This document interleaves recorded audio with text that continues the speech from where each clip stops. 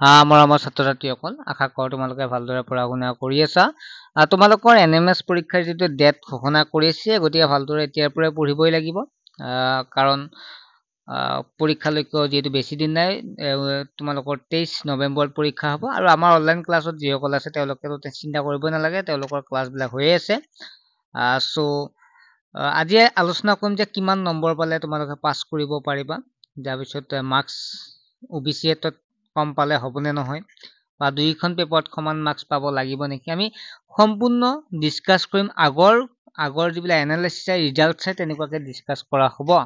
প্ৰথমতে দুইখন পেপাৰতে সমান মাৰ্কছ পাব লাগিব নেকি, এইটো মই এনচাৰটো দি লওঁ যে দুইখন পেপাৰত সমান মাৰ্কছ পাব লাগিব বুলি কথা নাই, যিহেতু এটা নাম্বাৰ হিচাপে একে টোটেল নাম্বাৰটো হিচাপ কৰে, দুইখন পেপাৰ মিলি টোটেল নাম্বাৰটো হিচাপ কৰা হয়। দুইখন পেপাৰ মিলিহে কাট অফটো বা নাম্বাৰটো ৰখা হয়। ছাত্ৰ-ছাত্ৰীসকল যিসকলে অনলাইন ক্লাছ কৰি আছে তেওঁলোকে চিন্তা কৰিব লগা কথা নাই, যিসকলে কৰা নাই তোমালোকে ভালদৰে পঢ়া। আৰু তোমালোকে যে অনলাইন ক্লাছো কৰিব বিচাৰে কৰিব পাৰিবা, বেছি পইচাৰো নহয়, তোমালোকৰ সুবিধাৰ কাৰণে 200 টকা মাত্ৰ লোৱা হৈছে।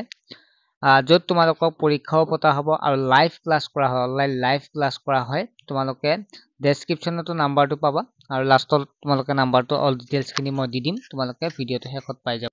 যোৱাবাৰ টোটেল ষ্টুডেণ্ট যদি চাওঁ তেতিয়াহ'লে টোটেল ষ্টুডেণ্ট হৈছে যদি এপ্লাই কৰা ষ্টুডেণ্ট চাওঁ তেতিয়াহ'লে কিমান আছিল, এপ্লাই কৰা ষ্টুডেণ্ট আছিল টোটেল 13,228টা আছিল। ঠিক আছে, 13,228টা আছিল যোৱাবাৰ টোটেল ষ্টুডেণ্ট। আৰু জেনেৰেলত যদি চাওঁ তেতিয়াহ'লে 9,027টা আছিল। তাৰপিছত OBC 2,875টা আৰু SC আছিল 685টা। তাৰপিছত কিমানজনে পাছ কৰিলে আমি সকলোবিলাক চাম আৰু কিমান চিট আছে সেইটো চাব লাগিব। ছাত্ৰ-ছাত্ৰীসকল টোটেল যদি আমি চাওঁ পৰীক্ষা দিছিল তাৰে ভিতৰত 12,748টাই, কিছুমানৰ ৰিজেক্টো হ'ব পাৰে, প্ৰাইভেট স্কুলৰ ষ্টুডেণ্টে কিছুমানে যিটো কৰে তেওঁলোকৰ ৰিজেক্ট হয়। লগতে কিছুমান কি হয়, কিছুমানে পৰীক্ষা দিব নোৱাৰে, কিবা অসুবিধাৰ কাৰণে যাবও নোৱাৰে, তেনেকুৱাকে দুই এজনে দিব নোৱাৰে। তথাপিতো ভালে সংখ্যক ষ্টুডেণ্টে কি কৰিছিল, এপ্লাই কৰিছিল আৰু ভালেকেইখন ষ্টুডেণ্টে পৰীক্ষাত অৱতীৰ্ণ হৈছিল।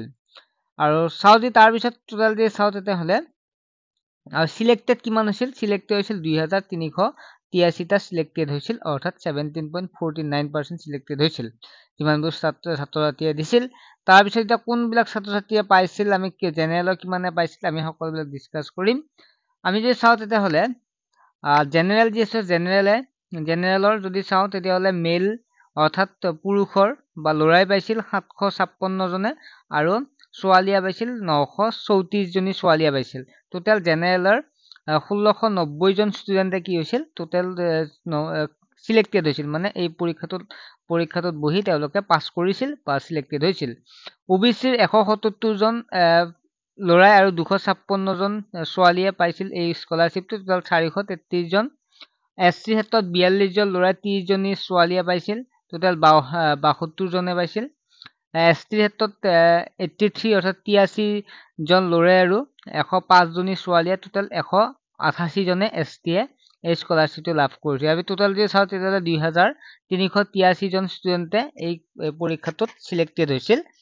আৰু ল'ৰা যদি চাওঁ তেনেহ'লে 1,058 জন আৰু ছোৱালী 325 জন ছোৱালীয়ে লাভ কৰিছিল, এই পৰীক্ষাটোত পাছ কৰিছিল।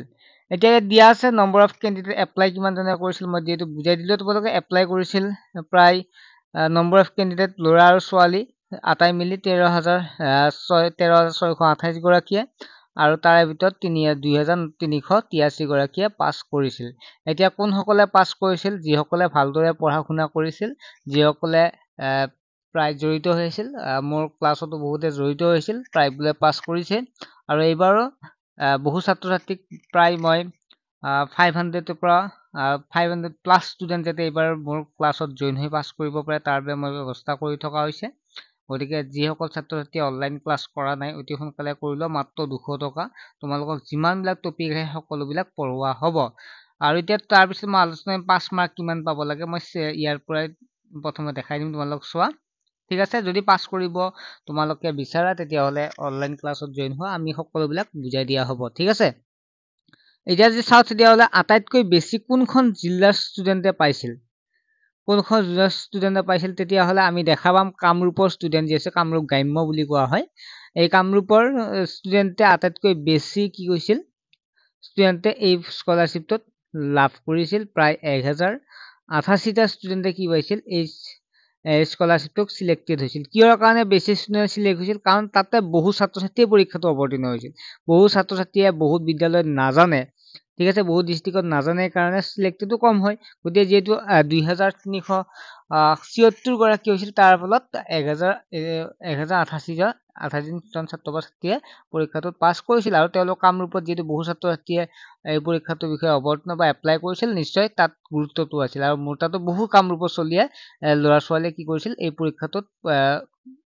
অনলাইন ক্লাছত জইন হৈছিল ঠিক আছে গতিকে এটাই কথা ষ্টুডেণ্ট বিলাকে জাষ্ট পঢ়িব লাগিবই ঠিক আছে পঢ়িলেহে পাবা আৰু তাৰপিছত ইয়াত কি দিয়া আছে স্কুল হিচাপে দিয়া আছে কোনখন স্কুলত কিমান পাইছিল তেনেকুৱাকৈ আৰু এতিয়া আমি চাম কিমানজন ষ্টুডেণ্টে কিমান নম্বৰ পালে আমি সিলেক্টেড হৈছিল তাৰ ওপৰত এতিয়া মই চাব চেষ্টা কৰিম ঠিক আছে কিমানজন সিলেক্ট হৈছিল তাৰ ওপৰত চাব চেষ্টা ইয়াত ধুনীয়াকৈ দিয়া আছে ইয়াত কি লিষ্ট ডিস্ট্ৰিক্ট ৱাইজ দিয়া আছে কিমানজনে ষ্টুডেণ্টে পাছ কৰিছিল তাৰ ওপৰত মই এতিয়া তোমালোকৰ আলোচনা কৰিম যে কিমান নম্বৰৰ পৰা পাব পাৰি মই চাইছিলোঁ তাৰ দেখা পাইছিলোঁ যে 108 আছিল লাষ্ট নম্বৰ এয়া চোৱা 108ৰ ওপৰত যিসকলে পাইছে তেওঁলোকে এই পৰীক্ষাটো সিলেক্টেড হৈছে গতিকে আমি যিবিলাক পঢ়ি আছোঁ গতিকে 108ৰ ওপৰত নিশ্চয় তোমালোকে পাবই পাৰিবা চিন্তা কৰিব নালাগে ঠিক আছে গতিকে সেইটোৱে কথা তোমালোকে পঢ়িবতো লাগিবই আৰু আমাৰ ক্লাছত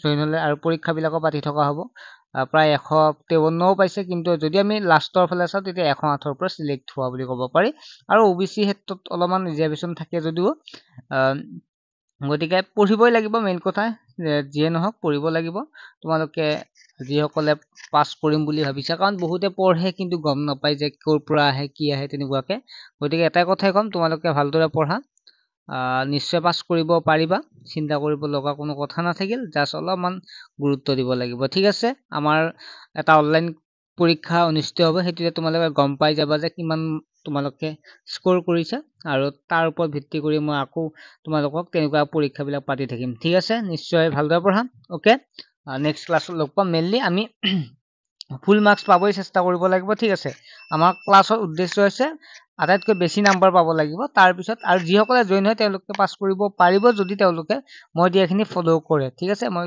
যিহেতু বহু বছৰৰ পৰা ক্লাছবিলাক কৰি আছোঁ তেনেকুৱা ক্ষেত্ৰত মই ক'ব পাৰিম ঠিক আছে বাই ভালদৰে পঢ়া শুনা কৰা